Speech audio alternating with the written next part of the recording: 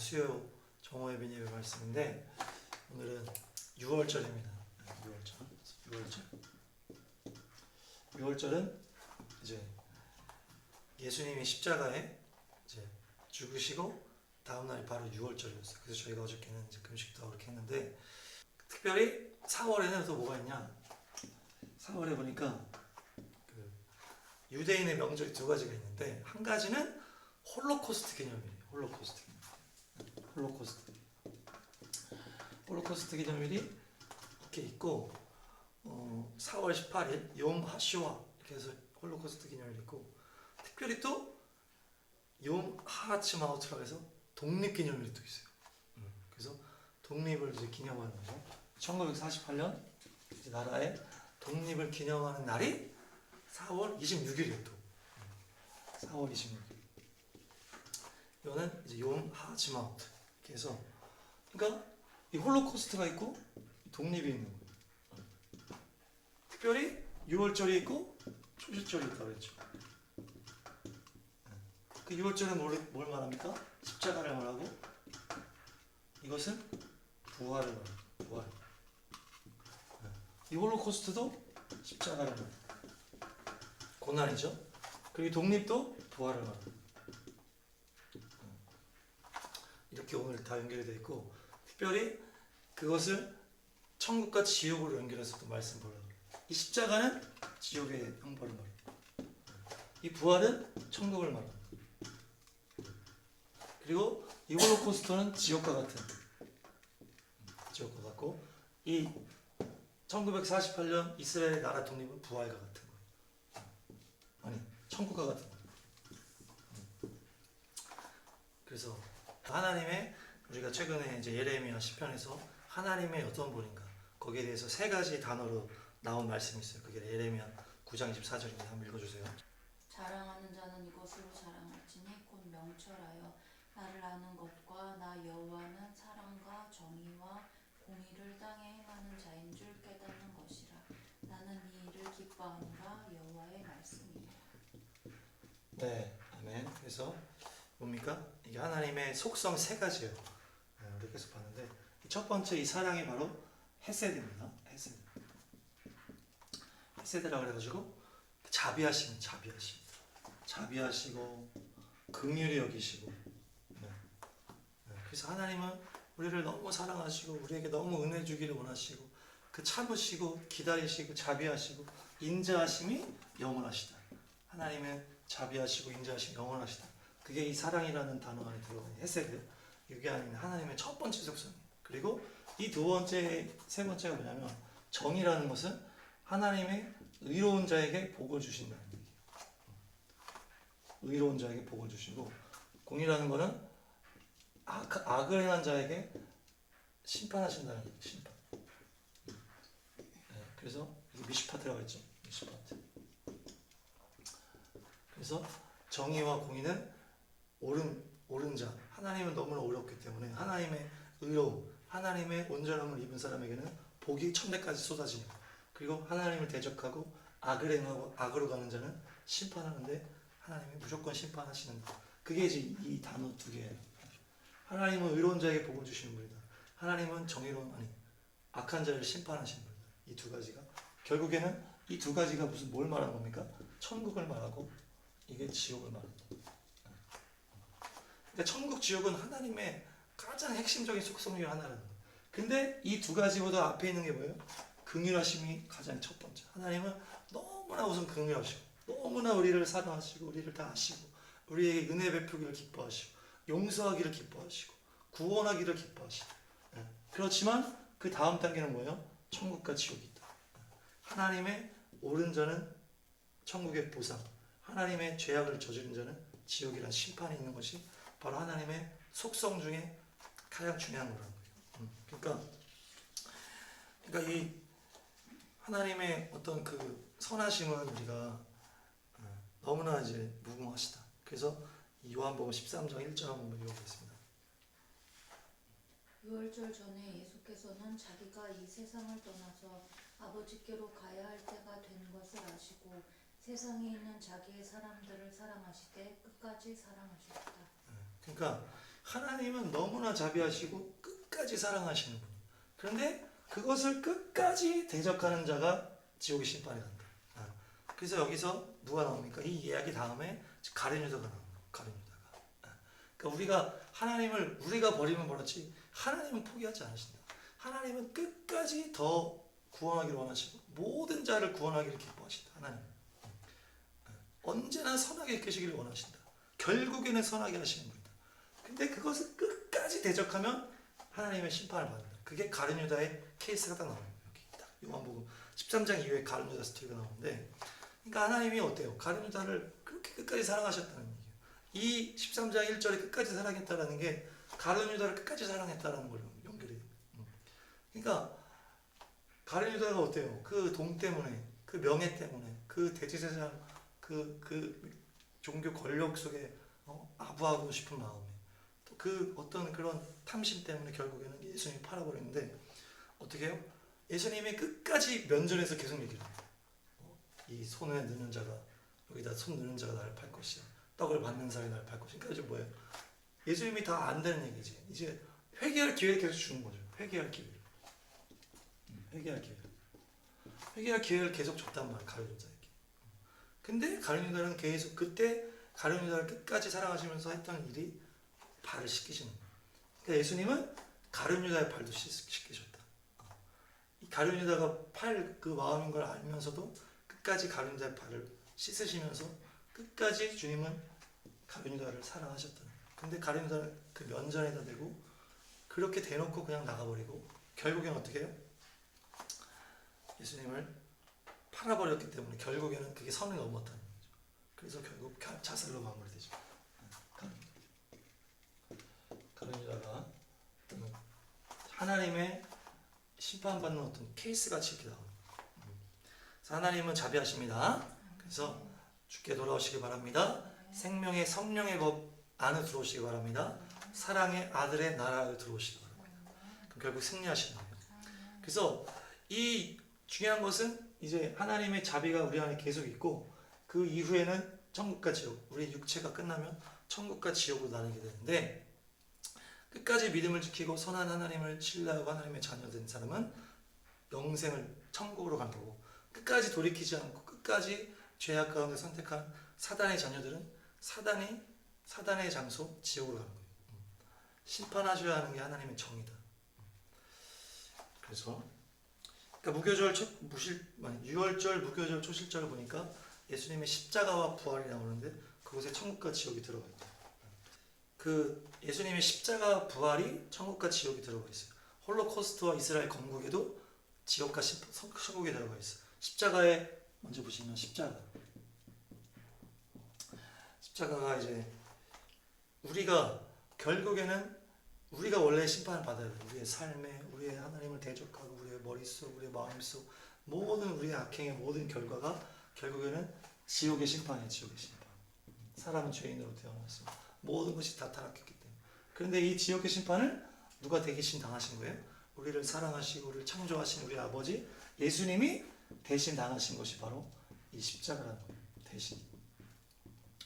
그래서 예수님이 대신 지옥의 고통을 받으신 게 바로 십자가다. 그 십자가의 고통은 지옥의 고통인데, 그러니까 보니까 어때요? 십자가는 그 당시에도 가장 악행을 한 어떤 악한 심판 처벌법이라고 알려져 있었어요. 그래서 로마 시민은 십자가에 매달지 않았다. 로마 시민. 그리고 가장 악행자, 그리고 완전히 그 반란자, 로마가 완전히 반란하는 그런 사람들만 골라가지고 죽였단 말이에요. 로마 시민 아닌 사람. 왜냐하면 너무 잔인하기 때문에. 가장 잔인한 사형제도가 십자가였다. 잔인한. 그러니까 요즘에는 우리나라 사형제도 잘 안 하는 것 같은데, 기본적으로 사형제도가 총살이나 또 뭐예요? 총살이나 목매어서 죽인다거나 전기의자 이런 게 다 뭐야? 빨리 죽이는 방법이에요. 최대한 빨리 죽이는 거, 고통 없이 죽이려고 하는 게. 요즘엔 그런데 이때는 뭐예요? 최대한 늦게 죽이는 게 바로 이 당시에 그 사형제도였다. 십자가였다. 그러니까 이 지옥은 이 원리가 여기 다 들어가 있다. 가장 잔인하고 가장 너무나 심각한 고통이 있는 곳이 바로 지옥이다. 그래서 정말 막 요즘에 뭐 천국 지옥 보고 온 사람들 보고 온 사람들 다 하나같이 절대 지옥은 가면 안 된다. 꼭 얘기하죠. 절대 지옥은 가면 안 된다. 그 예수님도 뭐라 그랬어요? 절대 지옥은 가면 안 된다. 차라리 네가 죄를 짓는 어떤 눈을 뽑는다든지 팔을 자르든지 해서 그 죄를 이겨서 결국 지옥에 가지 말아라. 이렇게 얘기를 하는 거예요. 예수님은 잘 아시니까. 그러니까 가장 잔인하다. 이 지옥이. 그러니까 이제 인간이 어떤 영화들을 막 만드는 거 보면은 막 공포 영화, 막 액션 영화를 보면 되게 잔인한 장면들이 있고 막 그런 부분이 있잖아요. 그러니까 그것이 다 어디서 나온 거예요? 그것이 가장 잔인한 실존에서 우리가 거기서 다 나오는 거예요. 거기서 다. 그러니까 결국에는 인간이 생각하는 모든 가장 잔인한 게 결국 이곳에 다 있다는 이 지옥에. 그러니까 정말 가장 악하고 가장 끔찍한 것이 바로 이 지옥이다. 우리의 악한 상상력의 끝이라는 거. 악한 상상력의 끝. 우리가 상상하는 게 다 어딘가 있기 때문에 우리가 상상하는 거라는 얘기야. 그러니까 그것이 이 원천이 바로 여기다. 그 절대 우리가 지옥 가면 안 된다. 그래서 어떻게든 안 가야 되는데 그 또 좋은 케이스가 어디 있냐면 예수님 십자가상에서 이 좋은 케이스가 있어요. 이 십자가상 옆에 강도가 달리게 되는데 이 사람은 뭐 때문에 이제 십자가형 당했는지 자세히 나오진 않죠. 십자가 옆에 강도, 역강도. 근데 이제 뭐 반란자든지 뭐 악행 뭐 했는지 모르겠어요. 근데 이제 같이 예수님이랑 세트로 죽는 거예요. 근데 죽는데 어때요? 이 사람이 보니까 예수님이랑 같이 이렇게 하는 거 보니까 그 당시에 예수님이 죽는 게 가장 이슈였기 때문에 옆에서 다 봤다. 그러니까 자기도 너무 힘들지만 이 사람 보니까 예수님은 죄가 없는 분이야. 딱 보면 그 죄가 없는 건 다 티가 날 수밖에 없단 말이야. 근데 그 옆에서 보니까 다른 거야. 그러니까 예수님 보니까 죄가 없는 분인데 그 사람이 소문을 들었든지 못 들었든지 하여튼 그 순간 마지막 죽기 바로 직전의 순간에 예수님한테 얘기를 하는 거예요. 거기 누가복음 23장. 이르되 예수여 당신의 나라에 임하실 때에 나를 기억하소서 하니 예수께서 이르시되 내가 진실로 내게 이르노니 오늘 내가 나와 함께 낙원에 있으리라 하시니라. 네. 그러니까 가장 죽기 전에 바로 거기서 믿음으로 구원받은 사람이 이 강도예요. 그러니까 이제 가장 좋은 케이스는 아니겠지만 가장 극단적이면서도 절대로 지옥 가지 말라는 어떤 케이스를 죽기 바로 직전에도 믿어서 구원받을 수 있다는 얘기예요. 그래가지고 지금 이 사람이 어떻게 해요? 그 믿음으로 고백을 하는 거예요. 옆에서 보니까 그러니까 예수님 나를 기억해달라고 당신의 나라에 임하실 때 이미 이제 마음에 믿음이 생기니까 당신의 나라 이분은 보통 분이 아니니까 당신의 나라에 임하실 때 나를 기억해달라고 딱 하니까 예수님이 네가 나와 함께 낙원에 있으리라. 이게 천국 간다는 얘기죠. 낙원에 있으리라 하면서 마지막 죽기 바로 직전에 구원받는 거예요. 이 장면이. 또 반대로 이제 그 반대에 있던 이 사람도 이쪽에 옆인데 이 사람은 어떻게 해요? 옆에서 예수님을 다 봤어. 자기도 죄인이야. 자기도 엄청난 죄를 짓고 십자가형을 당하는 죄인인데 예수님 딱 보면은 죄가 없는 걸 다 알 수 있는데 이 사람은 예수님한테 뭐라 한 거예요? 어떻게 해요? 야 너가 그리스도라며 너랑 우리 좀 구원해봐라 이렇게 얘기를 하는 거예요. 이 옆에 있는 이제 이 사람이 이제 지옥 갈 케이스죠. 여기는 천국 가는 케이스. 이 옆에서는 예수님을 딱 봐도 죄가 하나도 없는 거 다 안단 말이에요. 근데도 조롱을 하는 거예요. 그 예수님한테 되고 하나님의 아들한테 되고 네가 하나님의 아니 그리스도라며 메시아라며 네가 맨날 그렇기 때문에 우리 좀 살려줘봐 그렇게 얘기를 한다. 지금 이 정도로 되니까 지금 지옥 가는 거예요. 그러니까 이 사람은 마지막에 천국 가는 케이스가 옆에 있고 이 사람은 지옥 가는 케이스가 어떤 케이스인지 얼마나 끝까지 악한지 그걸 보여주는 케이스. 그 가룟유다도 어땠어요? 뻔뻔스럽게 예수님한테 또 와가지고 그렇게 예수님이 다 얘기했는데도 또 그냥 안 돌이킨 다음에 나중에 또 무리들 다 데리고 오자. 로마 그 병사를 데리고 와가지고 예수님 딱 껴안으면서 볼에 딱 입 맞추면서 어떻게 라삐요 이렇게 인사하는 게 뭐였어요? 그게 신호였잖아요 결국에. 그래서 예수님 이렇게 내가 입 맞춤하는 사람이 예수님이 그 사람을 잡으러. 그러니까 와가지고는 아주 뻔뻔스러워요.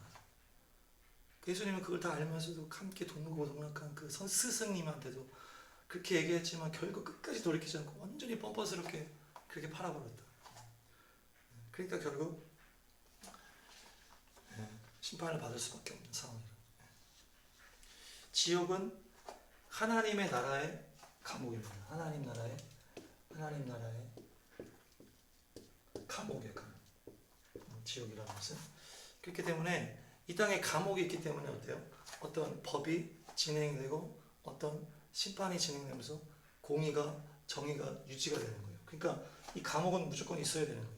죄를 지은 사람들을 처벌하는 곳이 무조건 있어야 되기 때문에 하나님의 나라의 이 지옥은 감옥과 같은 공간이기 때문에 무조건 있어야 되는 거예요. 근데 하나님은 이 지옥을 왜 만들었냐?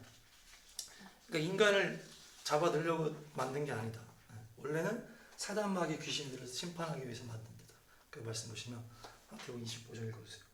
또 왼편에 있는 자들에게 이르시되 저주를 받은 자들아 나를 떠나 마귀와 그 사자들을 위하여 예비된 영원한 불에 들어가라. 네, 그렇죠. 그러니까 마귀와 그 사자들에게 준비된 영원한 불, 그것이 바로 지옥이고 하나님 나라의 감옥이다. 그러니까 하나님은 어떻게든 누구나 다 구원받기를 원하신다. 누구나 구원. 자비하심에 무궁하시기 때문에. 그래서 제가 최근에 읽은 책을 보니까 지옥을 이제 보고 온 사람이 이런 얘기를 해요. 그 지옥에는 어린 친구들이 없더라, 이렇게 얘기를 해요. 그래서 죄에 대해서 열리지 않은 어린 친구들이 있단 말이에요. 그래서 그 죄의 기준이 열리는 거를 뭐 몇 살로 볼 수 있는지는 이제 거기 정확하게 안 나와 있고 우리가 정확하게 알 수는 없지만 이제 만약에 예를 들어서 사춘기라고 봤을 때 사춘기 때 비로소 죄를 알게 됐다. 그러니까 죄를 막 짓고 지을 수 있는 이게 사춘기라고 쳤으면 이 전의 나이 때는 하나도 없었다는 얘기예요. 그러니까 하나님은 그렇게 자비하시다는 거예요. 하나님의 그 자비하심은 정말 너무나 어떤 한도 끝도 없다. 그렇기 때문에 그 어린 아이들은 하나님이 다 구원하신다. 그렇게 거기서 이렇게 그 나이가 뭐 어떤지 나와 있지 않지만 그냥 봤을 때 어린 친구들은 다 이렇게 더. 그리고 하나님이 또 얼마나 자비하시냐. 이 베드로전서 말씀인데 한번 읽어주세요. 그는 영으로 옥에 있는 영들에게 교육하셔서 선포하셨습니다. 그 영들은 옛적에 노아가 방주를 지을 동안에 곧 하나님께서 아직 참고 기다리실 때에 순종하지 않던 자들을 말하는 것입니다. 그 방주에 들어가 물에서 구원받은 사람은 겨우 8사람밖에 없었습니다. 네. 그러니까 여기 또 이제 하나님의 자비하심에 대한 말씀이고 쉽지 않은 말씀이긴 한데 하나님이 뭐라고 그랬어요? 옥에 가서 영들에게 선포했다. 이게 복음을 선포했다는 거예요. 이게 부활하실 때. 근데 그 영들은 어때요? 그 노아의 방주 때 그 심판받은 노아의 방주 때 심판. 그들에게도 영으로 가서 그들에게 복음을 전파했다는. 그러니까 뭐 쉽게 전파하면 뭐냐면 복음을 듣지 못한 자들에게도 예수님께서 복음을 선포하셨다는 거예요. 복음을 들을 기회를 주셨다는 거예요. 이게 그 말씀으로 이 말씀으로 그렇게 해석을 할 수가 있는데 이게 뭐 쉬운 말씀은 아닌데 하여튼 어쨌든 하나님은 지옥 가지 않게 하려고 하나님의 복음으로 모두에게 전파하기를 원하시고 또 최대한 다 구원하기를 원하시고 이 복음을 듣지 못한 자들에게도 주님께서 복음을 선포해서 기회를 주시고 그렇게 하신다는 거예요. 이게 우리가 지옥을 얘기할 때 정말 이거는 무조건 있어야 되는 심판이지만 하나님의 긍휼하심이 있다는 얘기예요.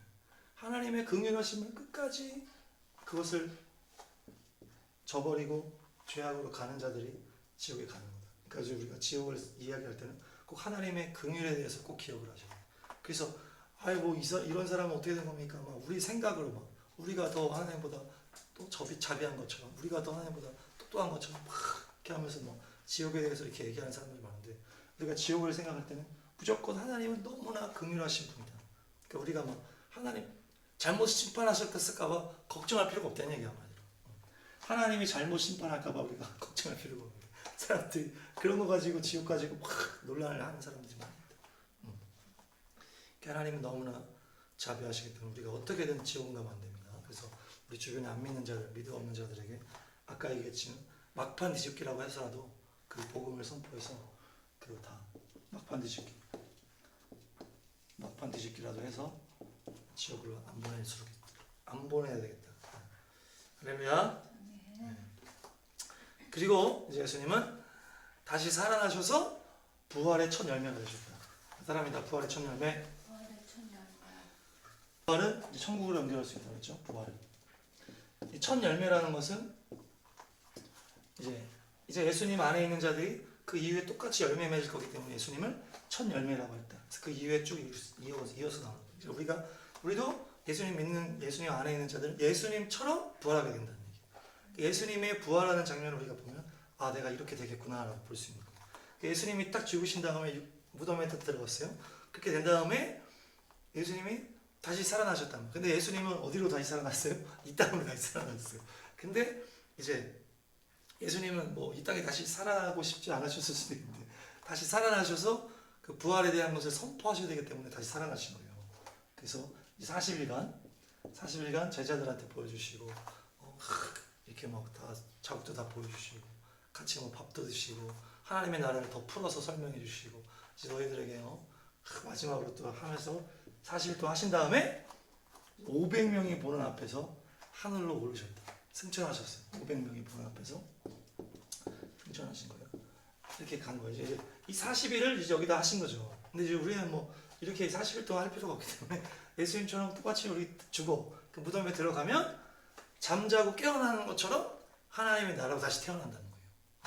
부활하겠다는 거예요. 부활. 그래서 이것이 바로 우리가 예수님처럼 부활하게 된다. 할렐루야. 그래서 예수님처럼 부활하는데 그때는 우리가 하나님의 나라를 보게 되는 거예요. 죽은 다음에는 하나님의 나라를 다 보게 돼 있어요. 그래서 요한복음 5장 29절 한번 보시면 선한 일을 행한 자는 생명의 부활로 악한 일을 행한 자는 심판의 부활로 나오리라. 생명의 부활로 다시 태어난다. 그래서 성경에 보면 믿음 안에 죽은 사람들 뭐라 그래요? 잠다 이렇게 얘기해요. 잠들었다. 그러니까 우리가 매일매일 자잖아요. 자고 일어나죠. 똑같이 잠들어. 아침에 일어나듯이 우리가 부활하게 된다는 거예요. 그래서 우리가 자고 일어나는 것을 할 때마다 아 내가 죽고 부활하겠구나. 그것을 우리가 소망하면 너무 좋을 것 같아요. 그래서 아침에 부활을 소망하면서 아침에 일어나는 거 얼마나 은혜가 넘치겠어요. 아 내가 이렇게 잠자고 일어나는 것처럼 죽고 부활하겠구나. 그렇게 되는 거예요. 그래서 우리가 영원한 생명을 가진 하나님의 자녀로 그때는 다시 태어나는 거예요. 그래서 계시록 22장을 읽어보세요. 다시 밤이 없겠고 등불과 햇빛이 쓸데없으니 이는 주 하나님이 그들에게 빛이시니라. 그들이 세세토록 왕노릇하리라.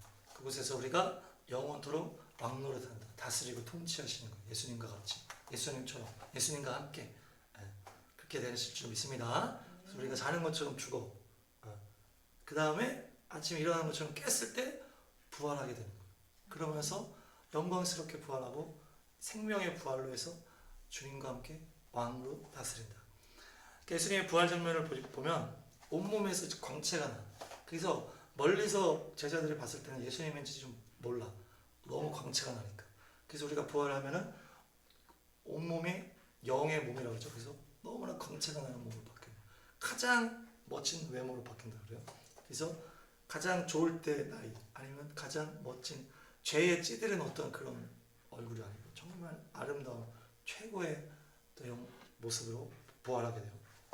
그리고 예수님은 하늘로 이제 올라가잖아요. 그리고 순간이동을 또 하셨어요. 그래서 우리가 부활하게 되면 부활 이후의 삶은 그 날아다닐 수가 있다. 그래서 말씀 한번 보시면 요한복음 20장 19절. 이날 곧 안식 후 첫날 저녁 때에 제자들이 유대인들을 두려워하여 모인 곳에 문들을 닫았더니 예수께서 오사 가운데 서서 이르시되 너에게 평강이 있을지어다. 네, 이제 두려워해서 다 문을 다 잠궜단 말이에요. 근데 갑자기 예수님이 중앙에 나타났다는 얘기예요. 이게 뭐예요? 순간 이동하신 순간. 그러니까 순간 이동하시고 날아다니시고 이렇게 부활체가 되면 이렇게 되는 거예요. 순간 이동을 하고 날아다니고 우리가 이 땅에서의 삶을 다 끝나면 이렇게 된다는 얘기예요. 순간 이동하시고 날아다닐 수 있는 통치자가 됩니다. 온몸을 광채가 납니다. 소망하시 바랍니다. 우리가 육체는 다 뭐 늙어가요. 그래서 막 피부도 그리고 막 머리도 휘어지고 힘도 없어지고 막 머리도 아프지만 자고 일어나는 것처럼 우리가 이 세상을 끝나면 이렇게 바뀐다. 이게 우리 부활의 능력의 실제가 되시기 바랍니다. 그리고 예수님은 두 제자에게 자기의 모습을 숨겼던 찍어 있는데 마가복음 16장 12절. 그 후에 그들 중 두 사람이 걸어서 시골로 갈 때 예수께서 다른 모양으로 그들에게 나타나시니 예수님이 어땠어요? 그러니까 두 제자에게 나타나는 여기는 다른 모양이다 이렇게 얘기를 했어요. 그러니까 그만큼 어떤 초자연적인 능력이 있는 거예요. 그냥 기본적으로 기본적인 초자연적인 능력이 장착돼 있어. 부활을 하게 되면. 그래서 엄청난 그러니까 아까 얘기했지만 최대치 그러니까 지옥은 뭐라고 했어요? 우리가 상상할 수 있는 최악의 최대치라고 했잖아요. 근데 이 천국은 뭡니까? 우리가 상상할 수 있는 최고의 최대치라는 거예요. 우리가 상상할 수 있는 최고의 최대치. 이렇게 하면 너무 좋겠다. 막 이러면 있잖아요. 진짜 빨리 날라다닌다든지 우리가 막 그래서 영화들도 그런 거 막 만들잖아요. 능력자들 막 우리가 생각할 수 있는 최대치를 주님께서 천국에서 우리에게 주신다. 부활했을 때 우리에게 주신다. 그것이 우리에게 천국이다. 천국이어서 15장 43절. 귀천한 것으로 심는데 영광스러운 것으로 살아납니다. 약한 것으로 심는데 강한 것으로 살아납니다. 자연적인 몸으로 심는데 신령한 몸으로 살아납니다. 자연적인 몸이 있으면 신령한 몸도 있습니다. 그렇죠. 영광스러움으로 다시 살아나고 강한 것으로 다시 살아나고 신령한 것으로 다시 살아난다. 그래서 우리가 부활의 생명을 소유하시기 바랍니다. 그래서 영광스럽고 강하고 신령한 몸으로 우리가 다시 태어나는 거예요. 그 부활의 날을 소망하시기 바랍니다. 그 소망이 있어야 우리가 믿음으로 돌파할 수 있는 어떤 실제적이 돼요. 계속 설명하는 거예요. 자고 일어나는 자고 일어나는 것도 똑같이 우리가 육체를 딱 죽음 이후에는 새로운 어떤 이런 놀라운 그런 게 있다라는 거예요. 그래서 로마서에 이렇게 얘기해서 사도 바울이 읽어주세요. 생각하건대 현재의 고난은 장차 우리에게 나타날 영광과 비교할 수 없다. 현재 고난이 있다는 거예요. 이 사도 바울에게 고난이 있었단 말이에요. 그러니까 복음 전하는 고난도 있었고 이 땅에 대한 고난도 있었는데 뭐라고 그래?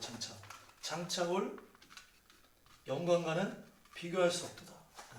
사도 바울이 그거 실제적으로 이제 보고 왔잖아요. 그 삼층천까지 가고 뭐 믿음으로도 이제 얘기할 수도 있겠지만 실제적인 하나님이 우리에게 주시고자 했던 그 영광이랑 지금 우리가 이 세상에서 겪는 거는 비교 자체가 안 된다는 거예요. 이런 믿음이 있었기 때문에 사도 바울이 그런 고난을 다 돌파했다는 얘기예요. 여러분들에게도 그런 믿음 있으시기 바랍니다. 할렐루야. 그래서 우리가 하나님의 나라에 대한 어떤 실제적인 그런 게 있어요. 우리가 이 땅만 바라보면 안 돼. 그래야 이 땅의 고난을 우리가 이겨낼 수가 있다. 네. 그래서 우리가 이게 제일 중요한 거예요. 우리의 짧은 인생. 첫 번째 뭐가 제일 중요합니까? 내가 천국 백성 되는 게 제일 중요하죠. 천국 백성. 그리고 두 번째는 그 천국 백성을 끝까지 유지하는 거예요. 주님 오실 때까지 유지하는 거예요. 유지. 두 번째가 유지. 그리고 세 번째는 우리를 통해서 또 누군가에게 천국 백성을 만들 수 있는 어떤 그런 열매 맺는 삶. 그래서 하나님의 기쁨이 되고 우리도 그걸 하기 때문에 믿음을 지켜나갈 수가 있는. 그래서 천국 백성 누군가를 이루는 그 사명, 그걸 감당하는 게 우리가 끝까지 돌파할 수 있는 그게 킵니다. 그래서 이 천국 백성이 우리에게 가장 중요한 거예요. 내가 천국 백성이 됐지. 내가 천국 백성을 유지해야지. 내가 누군가를 또 천국 백성 만들어야지. 그러니까 이걸 가슴에 새기셔야 돼요. 6월초에. 그래서 마지막으로 홀로코스트 기념일 있고 홀로코스트 기념일 그리고 그 독립 기념일이 있다고 그랬죠. 1948년. 그러니까 이것이 지옥이요, 천국인데 그 홀로코스트 이때는 어때요? 이 민족 우월주의 그래가지고 이것이 이제 파시즘이라고 이제 표현되어 있는데 그래서 이게 독일 사람들이 게르만 민족 애들이 유대인을 다 죽여야 되겠다. 유대인들이 너무 걸리적거린다는 얘기죠. 뭐 하는 것도 자기만 특별하다고 하고 뭔가 이렇게 하니까 그 파시즘에 그 사로잡혀 민족 우월주의에 사로잡혀서 이 홀로코스트를 저질러 버렸어요. 그래서 유태인이 600만 명이 죽습니다. 600만. 그리고 뭐 어린 아이들이 막 300만 명이 죽었다. 그러니까 어떤 엄청난 학살이 됐는데 그래서 저희가 최근에 그 홀로코스트 영화를 몇 번 봤는데 사진이랑 영상을 봤는데 정말 너무나 잔인해요. 너무 정말 이렇게 잔인할 수가 있나 싶을 정도로 완전히 다 그 사람들 다 완전 뼈밖에 없는 상태고 그 상황에서 얼마나 잔인하게 통치를 하고 또 애들을 또 다 죽이고 그 시체가 다 무더기로 쌓여 있는 거니까 그냥 완전히 그냥 그러니까 이건 지옥이 그야말로 지옥이다. 최악의 그걸 보여줬다. 그래서 마치 모세가 태어날 때 파라오가 얼마나 많은 사람을 또 죽였습니까? 어린 아이들을 다 죽였죠. 그리고 예수님이 태어나실 때 헤롯 왕이 또 수많은 어린 아이를 다 죽였다. 마치 그래서 이 이스라엘 나라가 다시 탄생할 때 이런 엄청난 학살이 있었는데, 그러니까 그리고 이 홀로코스트는 너무나 지옥이지만 이후에 1948년에 독립기념이 바로 뭡니까? 천국의 열린 거라. 그래서 이 천국은 뭐예요? 끝까지 인내하는 자가 갖게 되는 열매다. 어떤 이런 홀로코스트에 어떤 어려움도 있었고 너무나 힘든 시기를 겪었지만 결국 2000년 얼마나 오랫동안 참았습니까? 하나님의 그 복음의 역사 그것들을 통해서 이 이방인의 때 가운데 이제 마지막 때 이제 1948년에 이스라엘 나라가 회복되는 끝까지 참는 자를 천국을 누리게 된다는 메시지가 여기 있는 거예요. 그래서 끝까지 참아야 돼. 현실은 막 지옥 같은 현실이 왔었단 말이에요. 보니까. 그런데 그것까지도 참고 하나님의 선하심을 믿어야 됩니다. 하나님의 선하심을. 우리도 마지막 때 돌파를 해야 될 텐데 얼마나 악해질지 몰라 우리가. 지금은 우리가 평화롭지만. 근데 우리가 그런 어떤 홀로코스트 같은 어떤 상황이 올지라도 우리한테 그래도 하나님은 끝까지 선하시다. 내 현실에서 아무리 하나님이 나타나주지 않고 전혀 우리를 도와주지 않는 것 같고 현실은 더 너무나 악해질지라도 끝까지 참아야 된다. 그게 바로 천국의 문을 여는 키다. 그래서 여기서 그것을 우리가 알 수가 있는 거예요. 결국에는 하나님이 2000년 후에 이 나라를 결국에 회복시켰던 것처럼 결국 우리를 주님이 천국으로 인도하신다는 거예요.